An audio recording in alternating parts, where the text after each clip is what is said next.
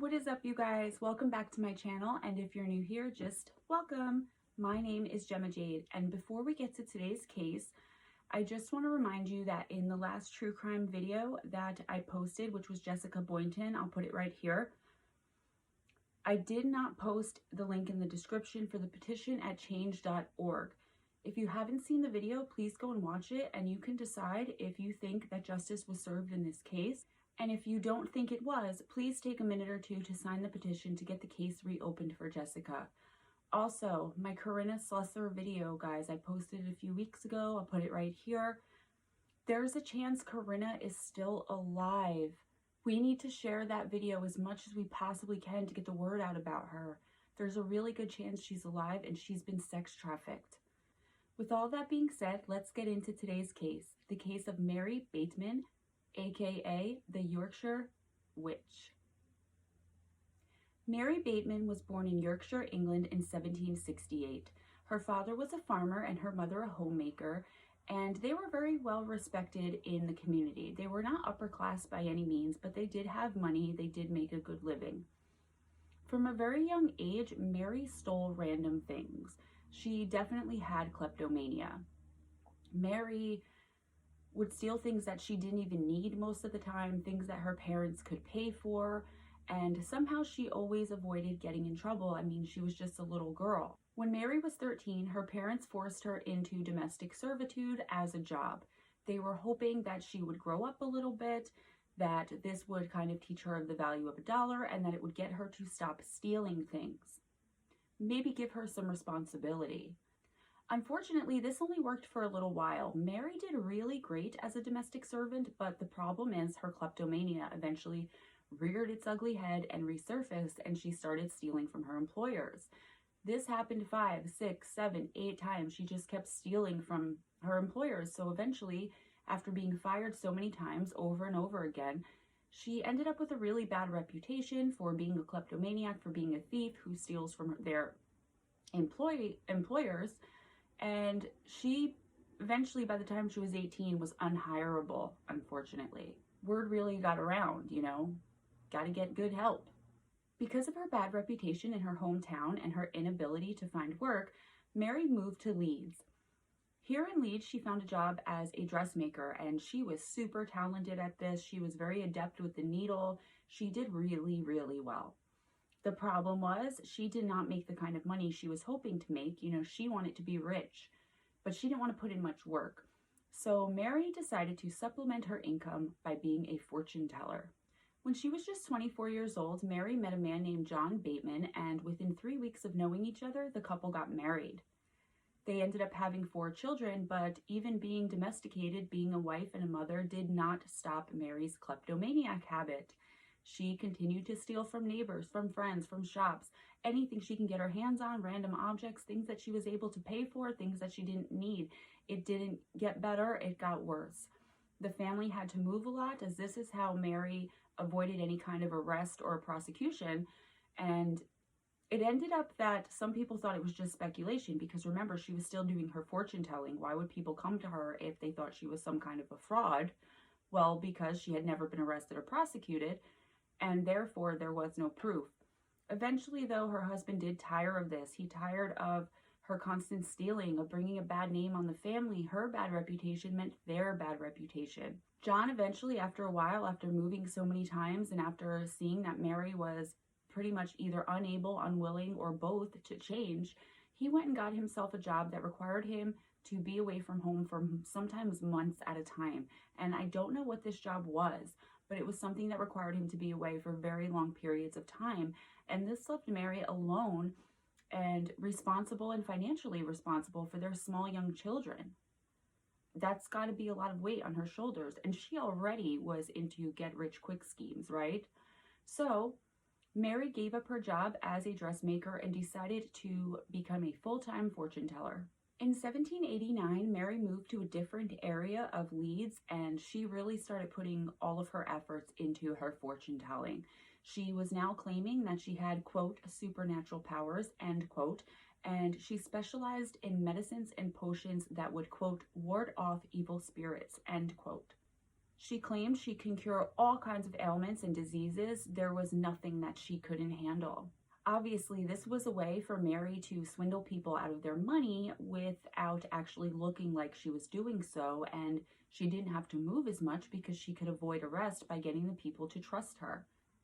Again, it was only speculation and rumor that she was a swindler, a thief, a shyster, a kleptomaniac. She had never actually been caught, charged, prosecuted, or jailed for it. There was no proof. And this is why people continued going to her. Plus, she moved again.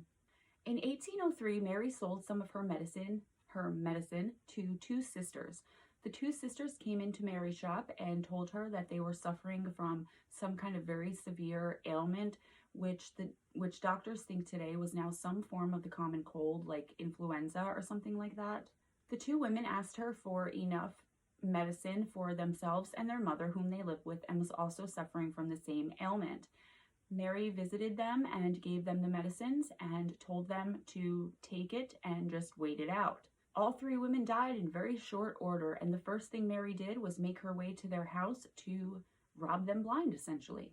This is how she was making her money. She would bring in, sure, some kind of sum from the fortune telling and witch doctoring and healing, but most of it was stealing from her deceased victims. This was Mary's known first kill. So anyways, as Mary was entering the two girls and the mother's apartment after they had died, the neighbors who knew of Mary's reputation as a swindler and a shyster confronted her and asked her what she had given the girls to take themselves and give to their mother, because it seemingly had caused them to die. Somehow Mary talked her way out of this and told the neighbor that they had bubonic plague, and she had informed them that it was one of those things that she wasn't sure she can handle for the money that they were giving her, but they insisted that they believed in her and they were willing to try anything.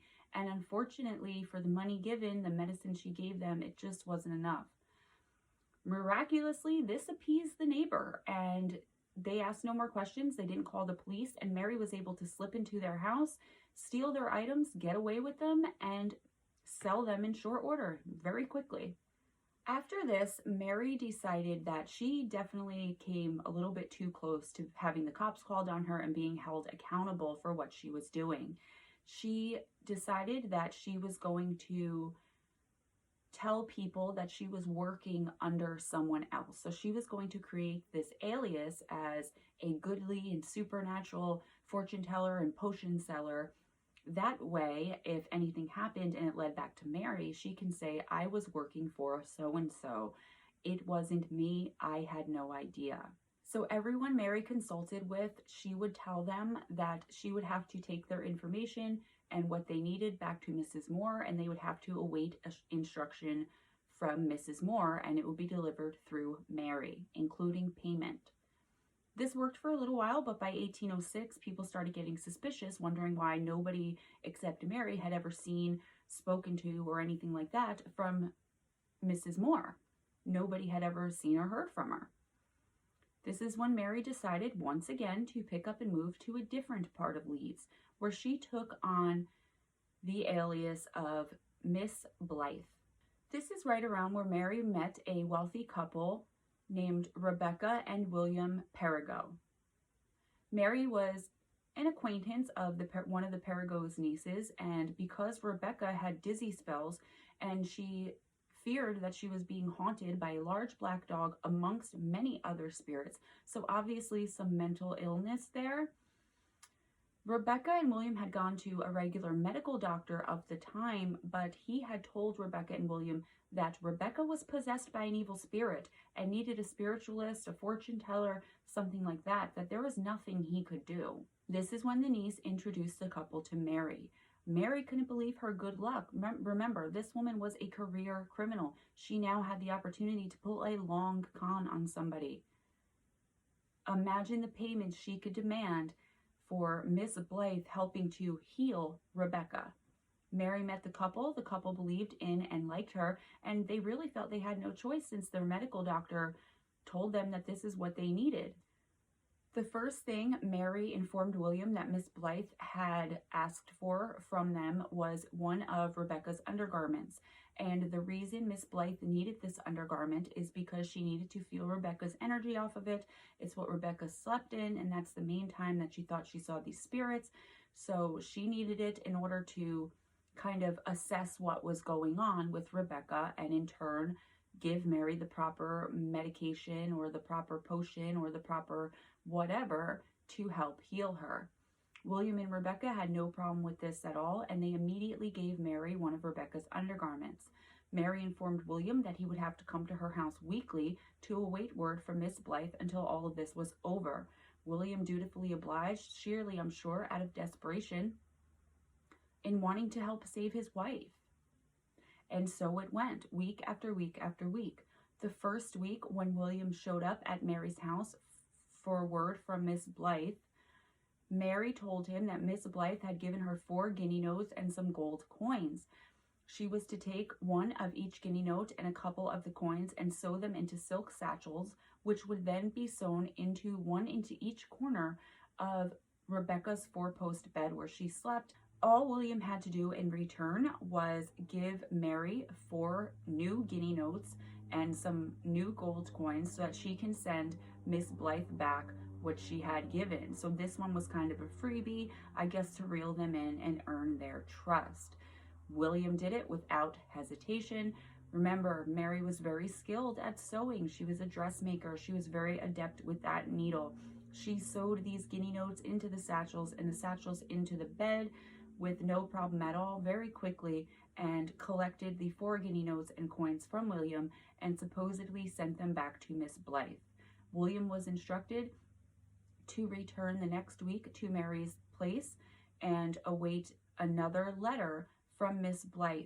He was told that after he followed the instructions of each letter he was to be receiving, he was to burn the letter and tell no one what he was doing, as it would bring bad luck if he did not follow these instructions. After another week or two, when William showed up to Mary's place, she showed him a letter from Miss Blythe telling him he had to nail 2 horseshoes on top of the door to the bedroom on the inside where Rebecca was sleeping, which he did.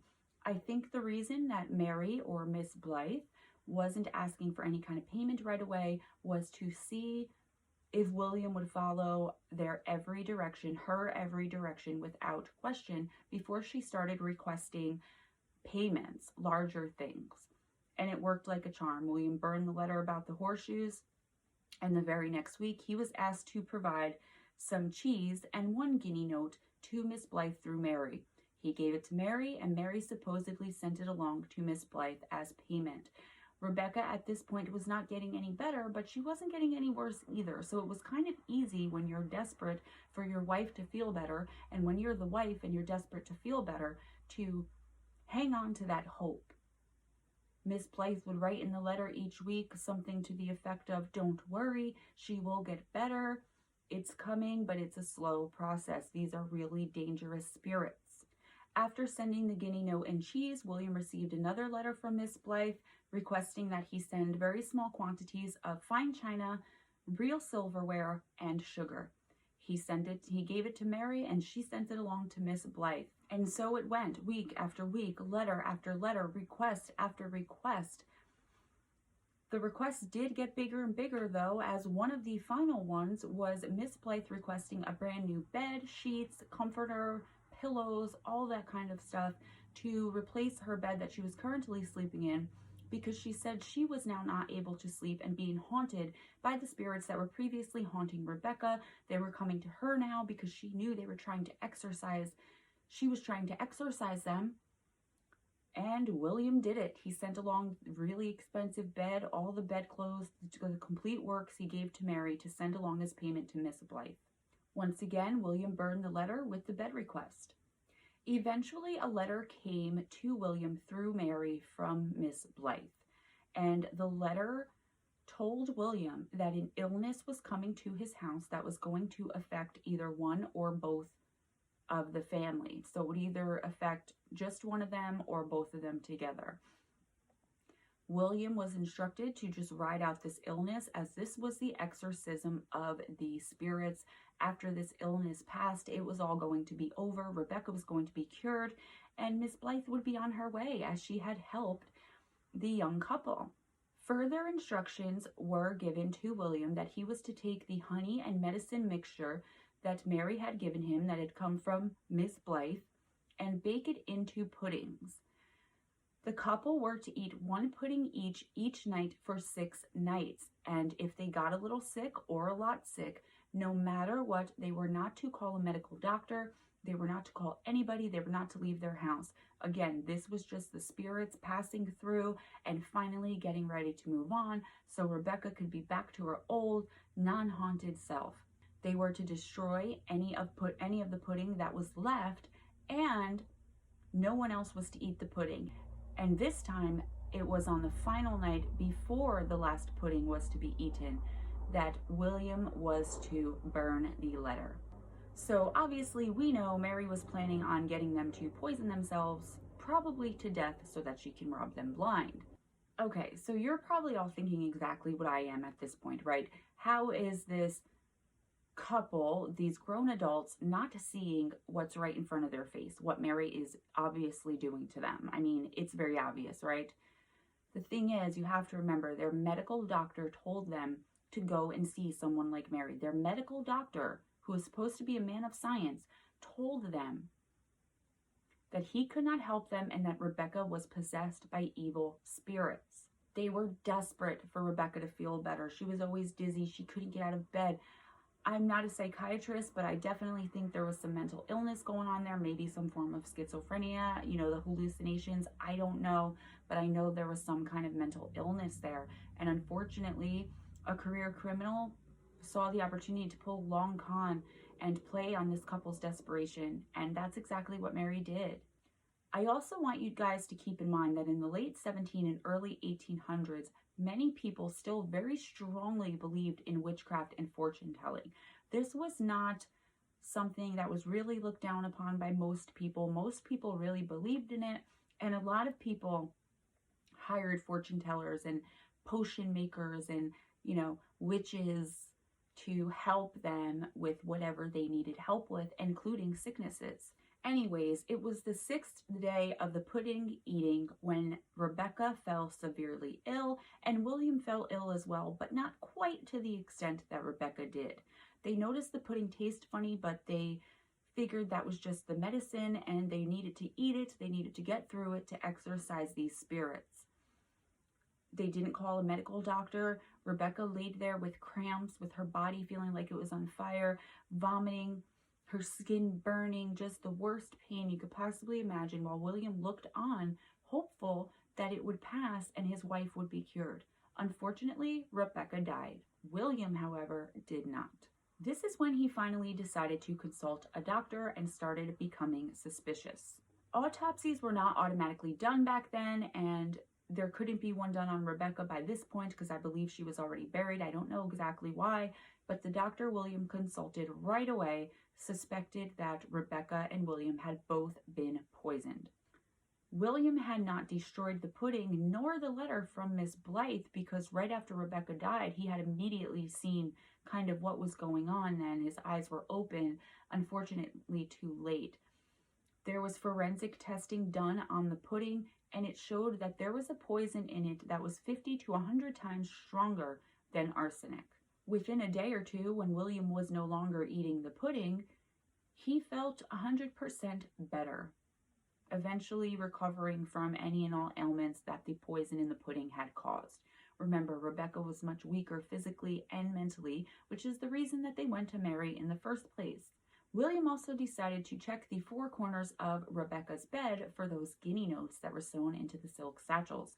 He had a sneaking suspicion that they had been conned and didn't know what he was going to find. He very quickly opened up the satchels after, ripping them out of the bed, and sure enough, in each of the 4 satchels was cabbage leaves and copper coins. William was furious and decided at this point to go to the constable. The constable told William that he needed to call Mary up to get further evidence. He was to tell Mary that he still was not feeling well and he needed more medicine from Miss Blythe. Mary told him to return in a week's time and she would have exactly what he needed to make him feel better. She gave her condolences for Rebecca's death and they moved on. The next week, William showed up to the meeting place to meet Mary, But before she could say or do anything, the constable came out of the woodwork, searched her, and found an oatmeal mixture that contained the same poison that was in the pudding. She was going to give this to William, tell him to mix it into something, maybe more pudding, who knows, and it was going to kill him. Mary was arrested on the spot and put in a holding cell while the police searched her apartment. In Mary's apartment or home, police found most of the items that William had given her to send along to Miss Blythe as payment. Also, a handwriting analysis of Mary's handwriting and the last letter, the pudding letter from Miss Blythe, were a 100% match. Pretty impressive, because I didn't even know they had stuff like that back in the early 1800s. Back in, 1808, 1809? Pretty cool. Mary's defense was, everybody calls Shaggy. Wasn't me. Deny, deny, deny. And that's exactly what Mary did. She was a hapless victim herself. She was working for the Miss Blythe, who was now in the wind and leaving her as a scapegoat, the only person to be held culpable for the crimes of Miss Blythe. However, with the items being found at Mary's house that were supposedly the payments that were supposed to go to Miss Blythe, the handwriting analysis, the forensics that were done, the toxicology tests on the pudding and on William that showed that there was poison, the toxicology tests on the oatmeal and liquid mixture that she had brought along to their final meeting showed that there was poison. The evidence was overwhelming, but Mary denied, denied, denied. The following day, after she was arrested, Mary appeared before the magistrate and was officially charged with the murder of Rebecca Perigo. On Friday, March 17, 1809, Mary went on trial at York Castle. When the trial was coming to the close and the jury was about to head out, the judge informed them that in order to convict Mary, they had to be 100% sure of three things.